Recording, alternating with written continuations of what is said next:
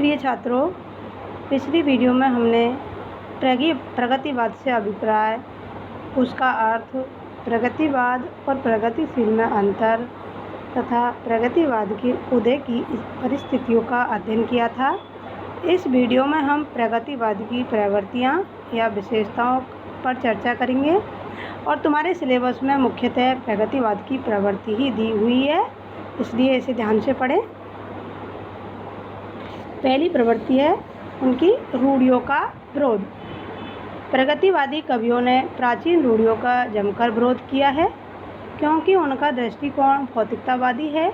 इसी कारण धर्म के नाम चलने वाली सामाजिक विकृतियों की खूब खबर ली है।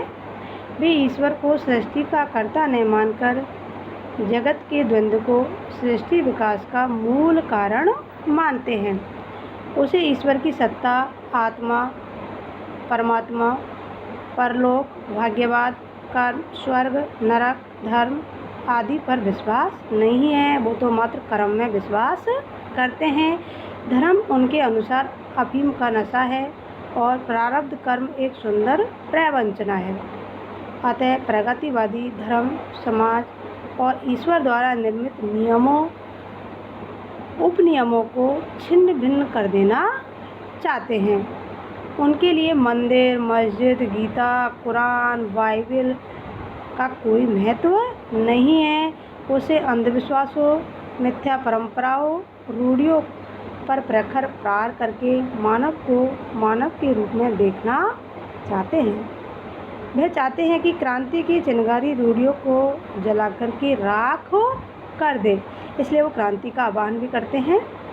कभी कुछ ऐसी तान सुनाओ जिससे उथल पुथल मच जाए। क्या कहते हैं वो? कभी कुछ ऐसी तान सुनाओ जिससे उथल पुथल मच जाए, एक हिलोर इधर से आए, एक हिलोर उधर से आए।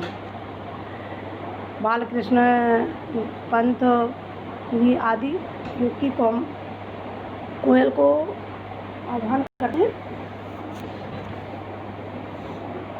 अब है मार्क्सवाद का गुणगान। तो इन कवियों ने मार्क्सवाद का गुणगान किया है। प्रगतिवादी विचारधारा का आधार ही मार्क्सवाद का द्वंद्वात्मक भौतिकवाद और ऐतिहासिक भौतिकवाद है। रूस की तरह हमारे देश में भी वर्ग संघर्ष की शुरुआत हो गई थी। शासक शासित, गरीब अमीर, जमींदार कृषक, उच्च निम्न आदि का संघर्ष चल रहा था। कम्युनिस्ट पार्टी और उससे संबंधित अन्य कवि भी साहित्यकार मार्क्स के सिद्धांतों को काव्य के माध्यम से प्रचार कर रहे थे और इनके परिणाम स्वरूप विषमता के अंत का दृश्य देखने को लालायित थे। कम्युनिस्ट पार्टी से प्रतिबद्ध साहित्यकारों के अतिरिक्त अन्य कवियों ने मार्क्सवादी विचारधारा का प्रसार अपने काव्य में किया है। तुम त्रिनेत्र के ज्ञान के चक्षु से प्रकट हुए प्रलयंकर। तुम त्रिनेत्र के ज्ञान के चक्षु से प्रकट हुए प्रलयंकर। इस प्रकार उन्होंने मार्क्सवाद का गुणगान किया और अन्य जो मान्यता है उनको नकारा।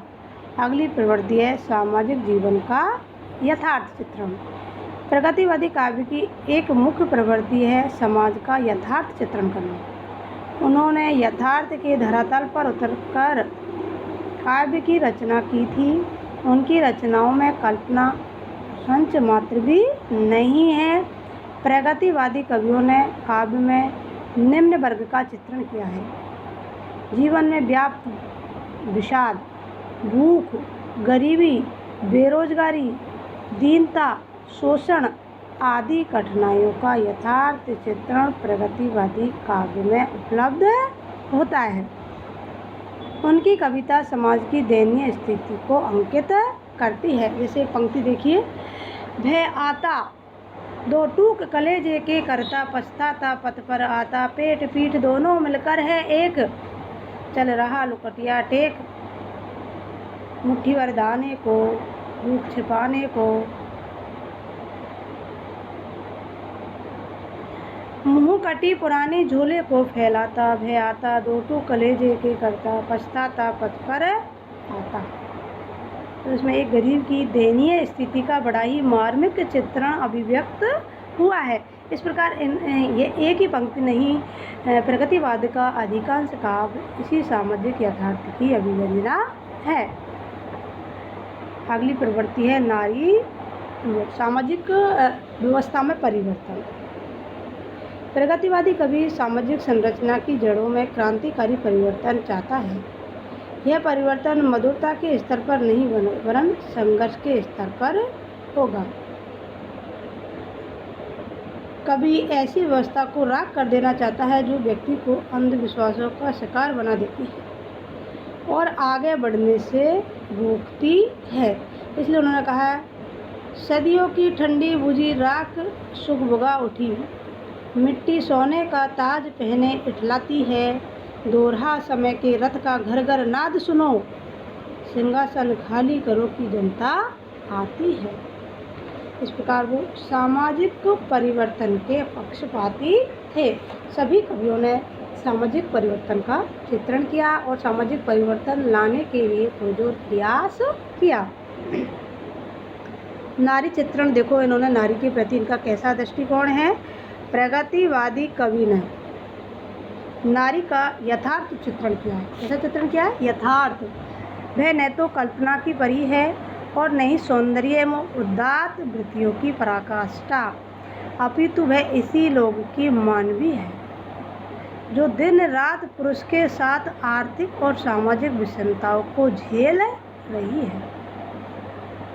निराला ने पत्थर तोड़ती हुई नारी का कितना सुंदर चित्रण किया है। देखो, वह तोड़ती पत्थर, देखा उसे मैंने इलाहाबाद के पथ पर। क्या कहा? वह तोड़ती पत्थर, देखा उसे मैंने इलाहाबाद के पथ पर। गुरु हथौड़ा हाथ करती बार बार प्रहार, सामने तरुमल्लिका अटालिका का प्रकाश। तो मतलब ये पुरुष के जो अर्धांगिनी रूप है, जिस प्रकार के कार्य पुरुष कर रहा है उसी प्रकार के कार्य नारी से भी करवाए जा रहे हैं। अगली जो प्रवृत्ति है, शोषक व दलितों के प्रति करुणा। नहीं, शोषित व दलितों के प्रति करुणा। प्रगतिवादी कविता का मूल केंद्र शोषकों, जो शोषण की चक्की में पिसने वाला किसान, मजदूर, पीड़ित दशा का प्रगतिवादी कवियों ने सहानुभूतिपूर्ण चित्रण किया है। प्रगतिवादी कवि ने शोषित और शोषण का तुलनात्मक चित्र उपस्थित करके सामाजिक विषमता का उद्घाटन किया है और इस दशा से उन्हें मुक्त करवाने के लिए, सम्मान और अधिकार दिलवाने के लिए अपनी कविता को सहारा बनाया। जैसे उन्होंने कहा, श्वानों को मिलता दूध वस्त्र, भूखे बालक कुलाते हैं, माँ की छाती से चिपक ठुठुर जाड़े की रात बिताते हैं। शोषितों की क्या दशा है कि श्वानों को मिलता दूध वस्त्र, भूखे बालक कुलाते हैं, माँ की छाती से चिपक ठुठुर जाड़े की रात बिताते हैं। एक और उन्होंने शोषितों के प्रति करुणा व्यक्त की है, तो शोषकों के प्रति उनके मन में घृणा है, तो है शोषकों से घृणा। प्रगतिवादी काव्य ने शोषक वर्ग स्वार्थ, अन्यायी, निर्दयी एवं कपटी कहा।